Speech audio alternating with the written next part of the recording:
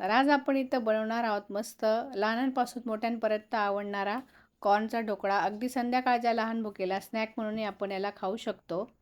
तर तुम्ही बघू शकता मस्त असा आपला ढोकळा इथं तयार झाला आहे. त्यासाठी तर अर्धी वाटी बेसन पीठ घेतलं आहे, अर्धी वाटी रवा, अर्धी वाटी दही घेतलेलं आहे.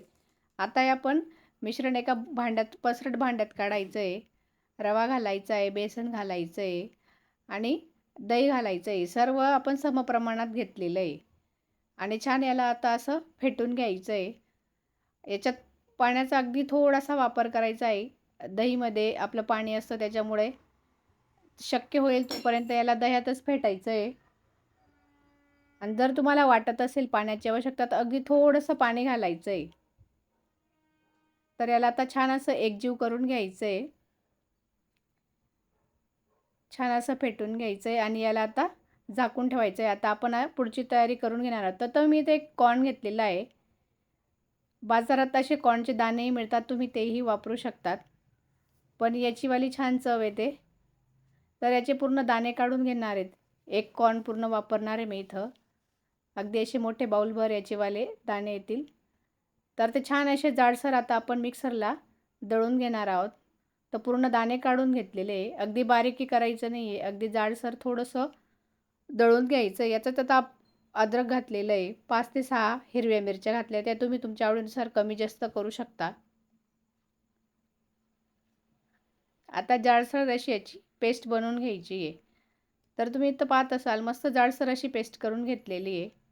आता ती आपण जे आधी आपलं बॅटर बनवलं होतं त्याच्यातच ही वाटण याच्यात घालून घ्यायचं आहे. अगदी पौष्टिक असा हा ढोकळा इथं मस्त तयार होतो. तर आता आपण ज्या ताटात ढोकळा बनवणार आहोत त्याला आधीच तेल लावून घ्यायचं आहे. मी कढईमध्ये पाणी तापायला ठेवलेलं आहे. कधी ढोकळा बनवताना पाणी गरमच असायला हवं, म्हणजे आपला ढोकळा हा अगदी आपण त्याच्यात सोडा वगैरे घातलेला असतो, लवकर स्टीम होतो. आता आपण इन्स्टंट बनवणार आहोत म्हणून मी इथं इनोचा वापर केलेला आहे. झटपट असा ढोकळा तयार होतो. आता ॲक्टिव्ह होण्यासाठी तर थोडासा लिंबाचा रस पिळायचा आहे, म्हणजे पटकन आपला इनो ॲक्टिव्ह होतो आणि लगेच याच्यात हलक्या हाताने मिक्स करून घ्यायचं आहे.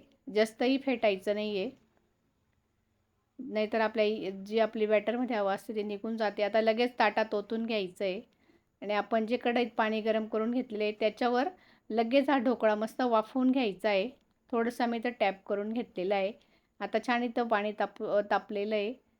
आता ढोकळा आपण कमीत कमी याच्यावर 10 ते 15 मिनटं वाफवून घ्यायचा आहे. आता याच्यावर थोडंसं मी वरून गार्निशिंगसाठी तर मी तर थोडंसं वरून चटणी घालून घेतलेली आहे. ते तुमच्या आवडीनुसार तुम्ही स्किपही करू शकता. आता आपण 10 ते 15 मिनिटं ढोकळा स्टीम करून घ्यायचा आहे. कमीत कमी 10 मिनिटात ढोकळा छान असा स्टीम होतो. थोडीशी वरून कोथिंबीर घालायची आणि याला आता असंच झाकून वाफवून घ्यायचं आहे. तर आता चाकून याला चेक करायचं आहे कसा झालेला आहे ढोकळा. तर मला बरोबर 12 मिनिटं लागलेले आहेत. छान असा ढोकळा गार होऊ द्यायचा आहे. हव्या त्या आकारात त्याला कापून घ्यायचा आहे. मी इथं ढोकळा चौकोनीच आकारात कापून घेतलेला आहे आणि मस्त लगेच याला तडका देऊन घ्यायचा आहे. आधी आपण मिरच्या याच्यात घातलेल्या आहे त्याच्यामुळे फक्त मी याला जिरे मोहरीचा तडका देऊन घेणार आहे. तुम्ही याला हिरव्या चटणीसोबत किंवा सॉससोबतही खाऊ शकतात. तर इथं आता एक पॅन गरम केलेला आहे. त्याच्यात जिरं मोहरी घालायचं आहे. छान जिरं मोहरी तडतडलं का कढीपत्ता असेल तर तुम्ही कढीपत्ताही घालू शकता. थोडंसं तीळ घातलंय चमचाभर आणि छान कडकडीत तेलाची मस्त अशी आपल्या ढोकळ्याला फोडणी द्यायची आहे. थोडीशी कोथिंबीर घातलेली फोडणीमध्ये आणि मस्त चरचरीत अशी ढोकळ्याला अशी वरून मस्त फोडणी देऊन घ्यायची आहे.